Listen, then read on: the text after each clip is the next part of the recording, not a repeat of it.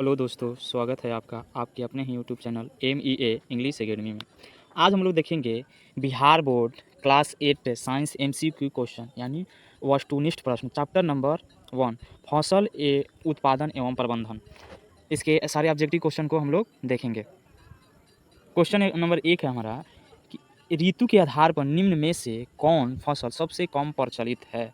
ऋतु के आधार पर तो हम लोग से खरीफ फसल यहाँ पे होना चाहिए, शरीफ लिखा गया गलत है। ऑप्शन नंबर बी में है रबी फसल, सी में जायद फसल, ये हम लोग जान रहे हैं।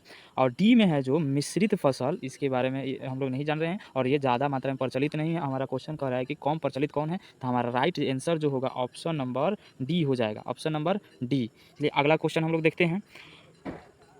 सेकेंड नंबर क्वेश्चन में कह रहा है खरपतवार का उदाहरण है, तो मसूर जो है वो फसल है। उसके बाद में जूट जो है हमारा वो भी फसल है। उसके बाद तीसी तीसी भी है जो खेसारी क्या बोलते हैं तिलहनी फसलें हैं। तो हमारा राइट जो आंसर हो जाएगा खरपतवार का उदाहरण घास हो जाएगा, ऑप्शन नंबर हमारा बी राइट आंसर हो जाएगा। चलिए अगला क्वेश्चन देखते हैं हम लोग। 3 नंबर क्वेश्चन में कह रहा है कि निम्न में कौन खाद का प्रकार नहीं है। निम्न में खाद का प्रकार नहीं है, तो हमारा राइट आंसर जो हो जाएगा ऑप्शन नंबर बी हो जाएगा। NPK खाद का प्रकार नहीं है, बाकी सब खाद का प्रकार है। कंपोस्ट भी खाद का है, हरी खाद जो है, उसके बाद गोबर खाद है, ये सब जो है खाद का प्रकार नहीं है। NPK खाद का प्रकार नहीं है। चलिए अगला 4 नंबर क्वेश्चन हम लोग देखते हैं।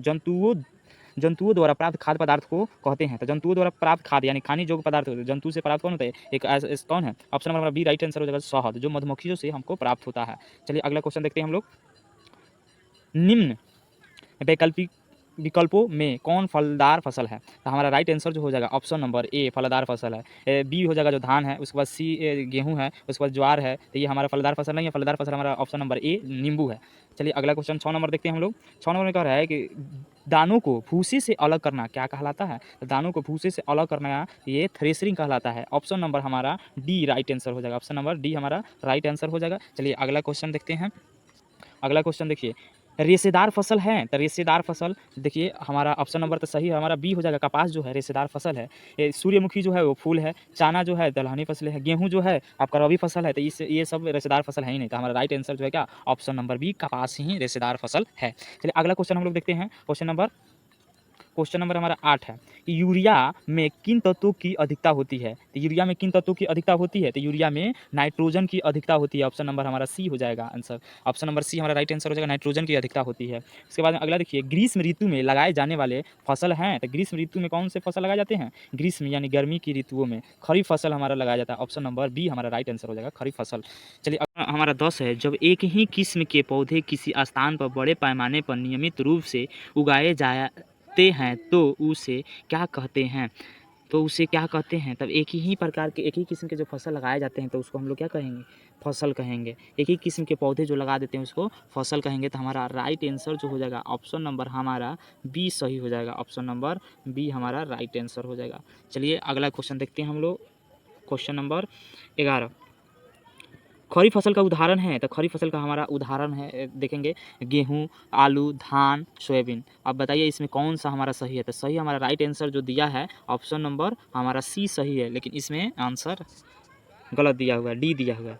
चलिए अगला क्वेश्चन जो देखते हैं हम लोग, फसल से अनाजों को अलग करने की प्रक्रिया को क्या कहते हैं, तो फसल से अनाजों को अलग करने की प्रक्रिया दौनी कहलाती है। हमारी दौनी गांव समाज में हम लोग होता रहता है, दौनी सबको देखा हुआ है, दौनी कहलाती है। चलिए अगला क्वेश्चन देखते हैं हम लोग।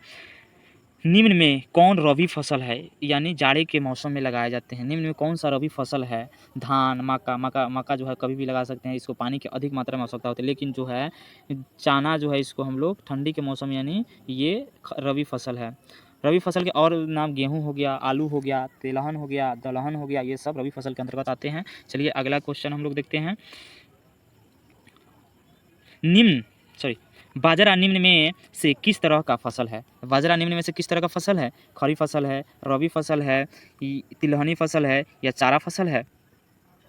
हमारा राइट आंसर जो होगा ऑप्शन नंबर ए जो हो जाएगा हमारा राइट आंसर, खरीफ फसल है। इसका अगला क्वेश्चन हम लोग देखते हैं। मिट्टी को उलट पलट एवं पोला करने की प्रक्रिया कहलाती है, तो मिट्टी को उलट पलट करने की प्रक्रिया हमारा राइट जो आंसर हो जाएगा जोताई कहलाती है। ऑप्शन नंबर हमारा सी राइट आंसर हो जाएगा। उसको हम लोग ट्रैक्टर के माध्यम से पहले जो हल बैल के माध्यम से होता था, अब लेकिन जोताई जो होती है ट्रैक्टर के माध्यम से करता है। बहुत ऐसा अनेकों प्रकार जो है फार्मिंग में यूज किया जाता है। चलिए हमारा अगला क्वेश्चन देखेंगे। 16 नंबर क्वेश्चन है, कि निम्न विकल्पों में किसके कारण बीज हल्के हो जाते हैं, किसके कारण बीज हल्के हो जाते हैं। तो ए में है जड़ छेदक, बी में बीज छेदक, सी में तना छेदक, डी में ए बी एवं सी सभी। तो हमारा राइट जो आंसर हो जाएगा ऑप्शन नंबर हमारा बी सही हो जाएगा, बीज छेदक। चलिए अगला क्वेश्चन देखते हैं हम लोग। चना की फसल है, चना की फसल है, तो चना की फसल हमारा राइट आंसर हो जाएगा ऑप्शन नंबर बी, रबी फसल है। चलिए अगला क्वेश्चन देखते हैं। अगला क्वेश्चन उर्वरक है, उर्वरक है तो ए में दिया है हमारा कार्बनिक, बी में दिया है अकार्बनिक, सी में एवं बी दोनों, डी में इनमें से कोई ना। तो हमारा ऑप्शन राइट ऑप्शन हो जाएगा ऑप्शन नंबर हमारा बी अकार्बनिक हो जाएगा, अकार्बनिक। चलिए अगला क्वेश्चन देखते हैं हम लोग। खरपतवार हटाने को क्या कहते हैं, खरपतवार हटाने को क्या कहते हैं, तो हमारा राइट आंसर हो जाएगा निराई। खरपतवार हटाने को कहते हैं निराई, ऑप्शन नंबर हमारा सी राइट आंसर हो जाएगा, निराई। चलिए अगला क्वेश्चन हम लोग देखते हैं। अनाज का भंडारण किया जाता है, अनाज का भंडारण किया जाता है तो ए में है जूट के बोरे में, धातु के पात्रों में, कोठियों में, और डी में है एफसीआई गोदाम में, और ई में है उपयुक्त सभी में। तो हमारा राइट आंसर उपयुक्त सभी हो जाएगा। चलिए ऑप्शन नंबर ई हमारा राइट आंसर है। अगला क्वेश्चन देखते हैं। जंतुओं द्वारा प्राप्त खाद्य पदार्थ है, तो जंतुओं द्वारा प्राप्त खाद्य पदार्थ यानी खाने योग्य पदार्थ कौन सा है, अभी ये रिपीटेड क्वेश्चन हो गया है, शहद है जो जंतु यानी मधुमक्खी से प्राप्त होता है, अंग्रेजी बी हो गया इसका। उसके बाद में अगला क्वेश्चन हम लोग देखते हैं 22 नंबर क्वेश्चन। सपोषी का उदाहरण है, सपोषी का उदाहरण है ए में गाय, बी में बकरी, सी में मनुष्य, और डी में क्या हो जाएगा आम का पौधा। तो हमारा ऑप्शन राइट आंसर हो जाएगा डी, आम का पौधा हमारा राइट आंसर हो जाएगा ऑप्शन नंबर डी। चलिए अगला क्वेश्चन 23 नंबर हम लोग देखते हैं। धान की फसल है, धान की फसल हमारा है ए में दिया है रबी फसल, बी में है खरीफ फसल, सी में जायद फसल, डी में हो जाएगा ए एवं बी दोनों। तो हमारा राइट जो आंसर हो जाएगा धान की फसल जो राइट आंसर हमारा है option number B, option number B हमारा राइट आंसर हो जाएगा खरीफ फसल। चलिए अगला क्वेश्चन 24 नंबर देखते हैं।